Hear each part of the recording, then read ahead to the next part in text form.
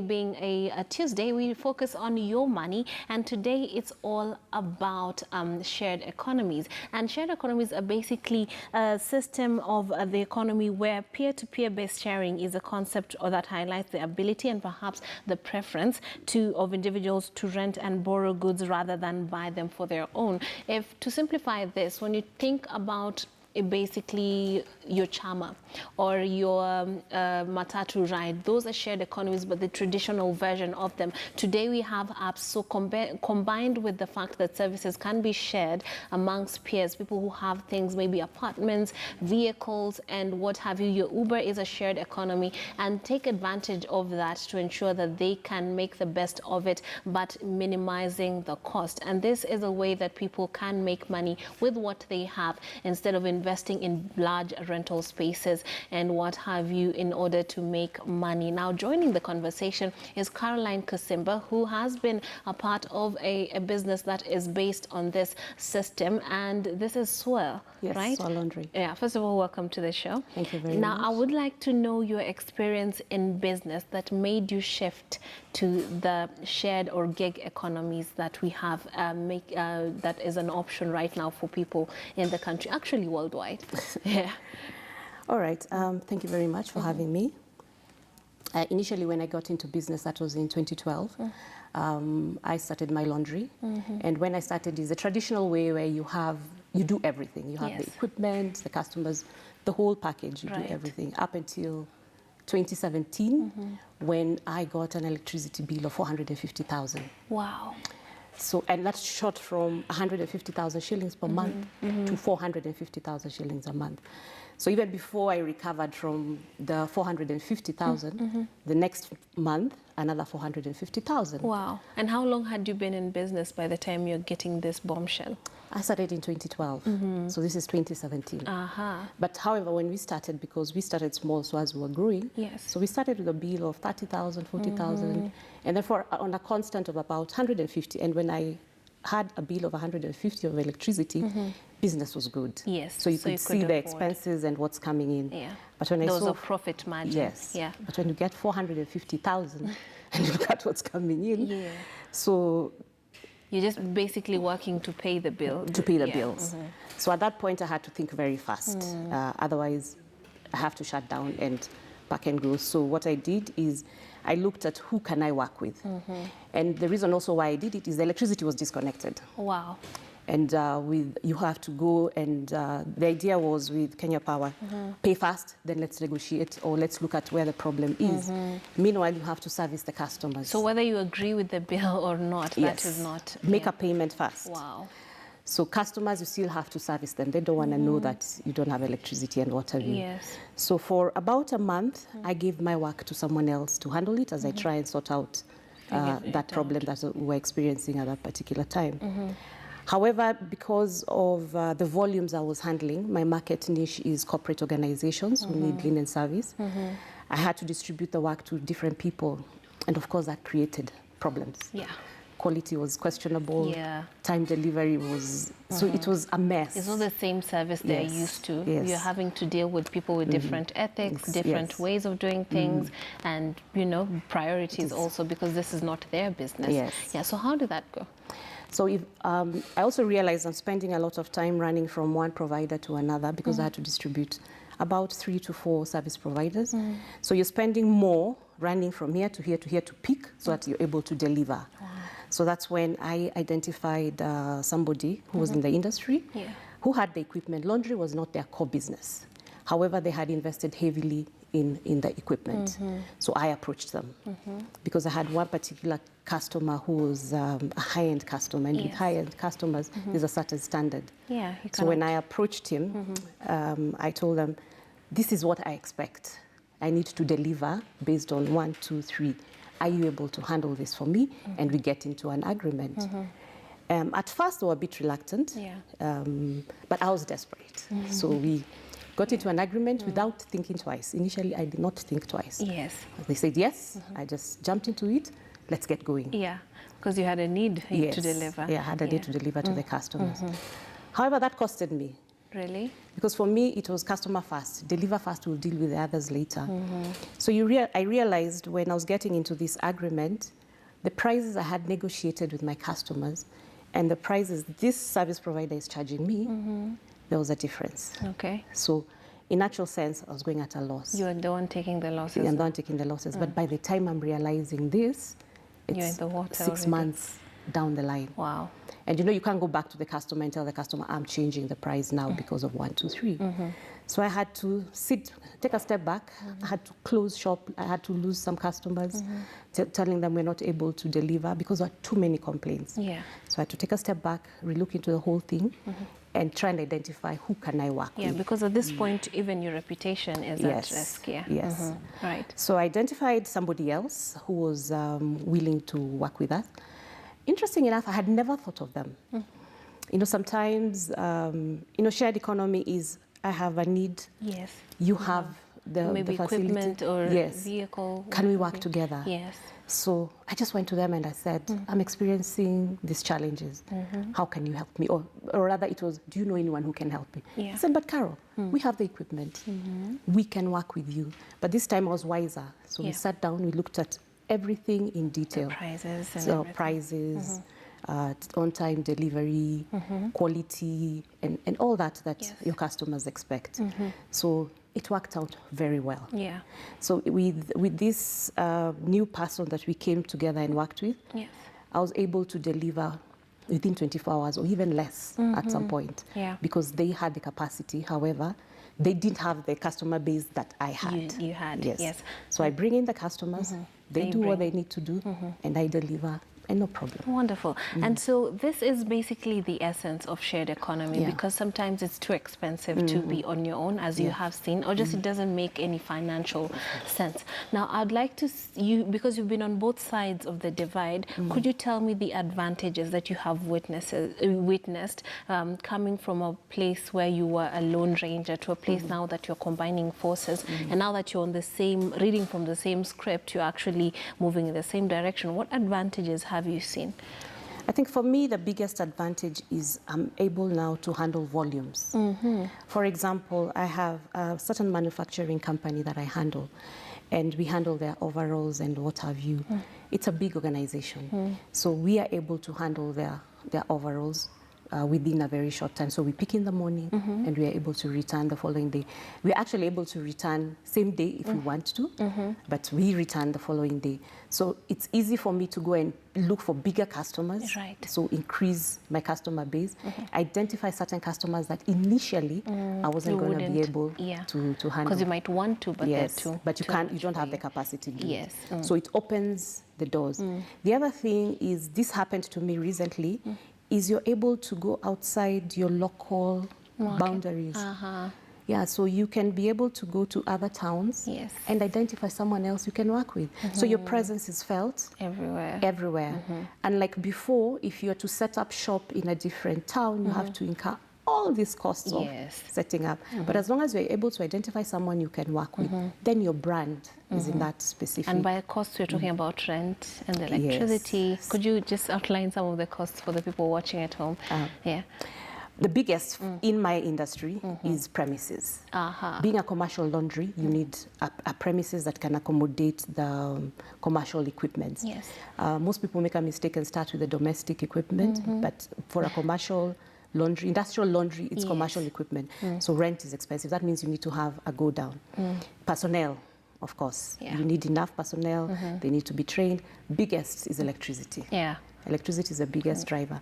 However, the equipment that is currently in the market is energy saving equipment. So we have good equipment that are energy saving. Advertising, really not much. Transport, not much. Either way, you have to incur the transporting things here and there. But the main cost is rent. Rent is pretty high right now. Electricity and personnel. Right. So recently, we have heard, I'm sure you've heard the stories of the thousands of young people losing their jobs. There might be white-collar jobs. There might be companies that are shutting down or just downsizing because of harsh economic times. What, in your view, is positive that sharing economies bring on board that can help people weather such tough economic times in the market? Shared economy opens up doors Yes. to areas where, if you're living, for example, if you're living employment or the youth want to get into the entrepreneurship world, so it gives you a step ahead. Yes. So you're able to get into business. For example, let me use an example of B&Bs. You want to get into the real estate industry. You don't have to own the house. Yeah. So you look for somebody who has a house. Right now, I think, my opinion, we have an oversupply of houses. But not everyone can afford to buy the houses. So you rent the premises. And once you rent the premises, you offer it up for B&B. Yes. So you can get into an industry that initially you thought you couldn't enter into. The other thing is people who are starting up, sometimes you do not have the finances for rent premises. We have the iHubs, where they offer working spaces. So you can have your meetings with your customers in places where it's convenient, there's technology. So that gives you leverage, because again, we are in an economy where customers want to know where you're based. So when you take them to such a place, it gives them confidence that we can do business together. Absolutely. Now, when you started telling me the story about the time you were on your own, you did mention the challenges that you did face. And obviously, as you're trying to partner with someone else, the profit margins were disappearing, or you even incurring losses. Now, this is something that a lot of people who are engaged in particularly foreign countries face. Sometimes you'd find them subscribing to these taxi services that are also shared economies, because I have the vehicle, they have the clientele, there's the app, and then we work together and we get clients. But then you find that they're taking losses or overworking in order to make very little profits. Now, if you would advise someone going out there, how would they approach the concept of putting a price tag on themselves or pushing for their agenda so that they are not being taken advantage of? Because the biggest thing with shared economies is that this company might be bigger than me and it's looking out for itself. So how do you also look out for your own, profits? From my experience, especially now the second time when I was getting into agreement, I first identify who you want to work with. Look at who are their customers, because again, you don't want also to lose your customers to them. So who are their customers? If you're able, interview their customers. What are they saying about this particular person or this particular organization? What price are they offering if they have other clients? Now, based on what they're offering their customers, so you can come back, look at your prices, and again, look at your customers.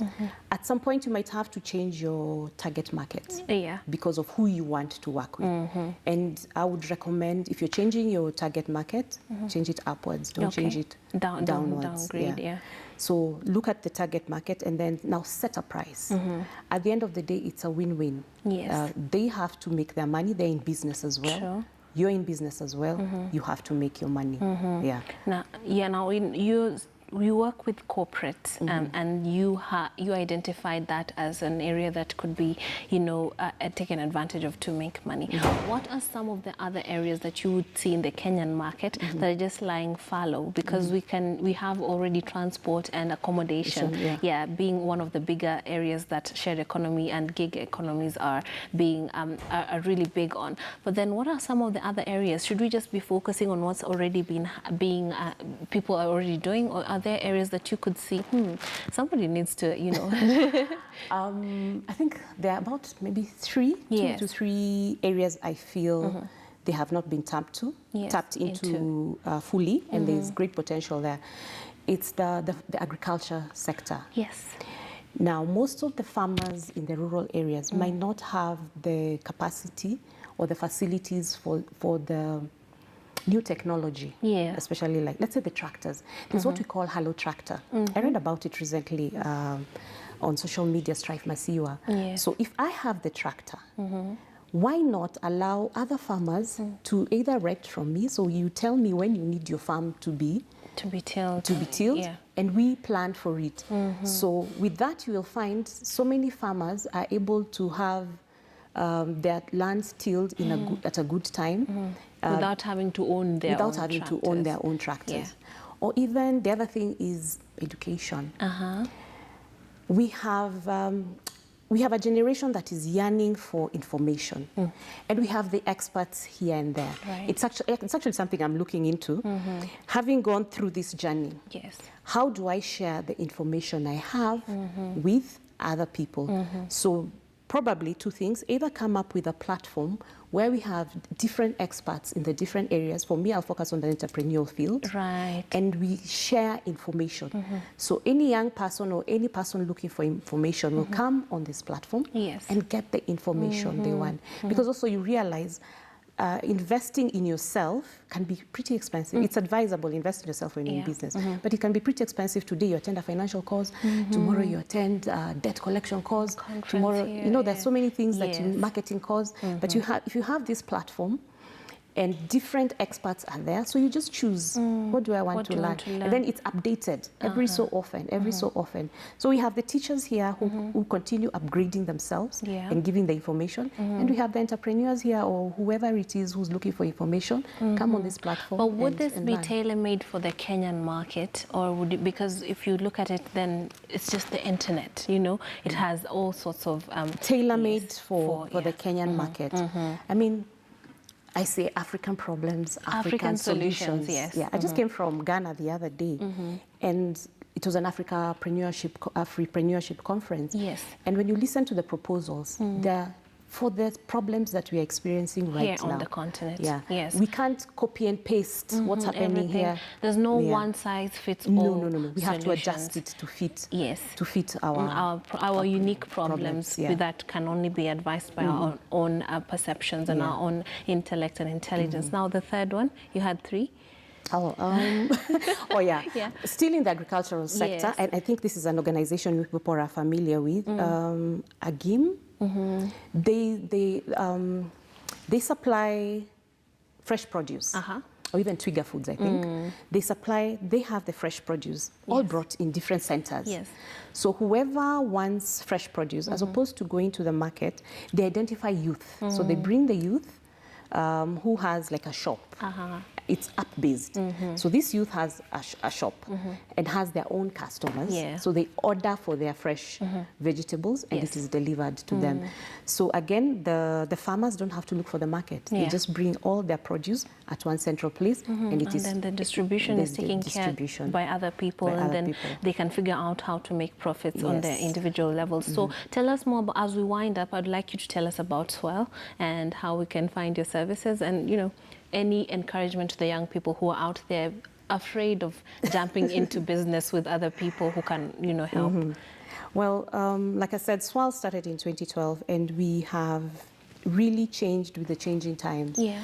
So currently I have some mentees. I've been approached by several people that they want to start up their own laundries. And this is where now as Swell Laundry we come in.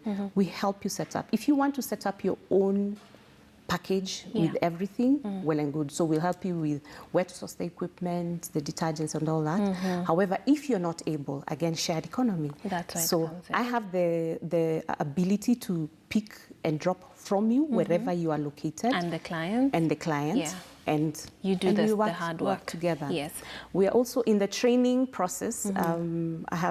I'm starting up a program whereby, because we have a lot of people, especially in the industry, who are transitioning from employment into the market. So we help you walk that journey. Okay. All right. So we can find you online. This is Swell. So you can, if for more information, you can contact her online and find out how you can get into this whole shared economy thing and take advantage of the opportunities that are in the Kenyan market. As far as the economy is concerned, it's not all doom and gloom, particularly for vibrant, young and hardworking youth like the Kenyan youth are. Thank you so much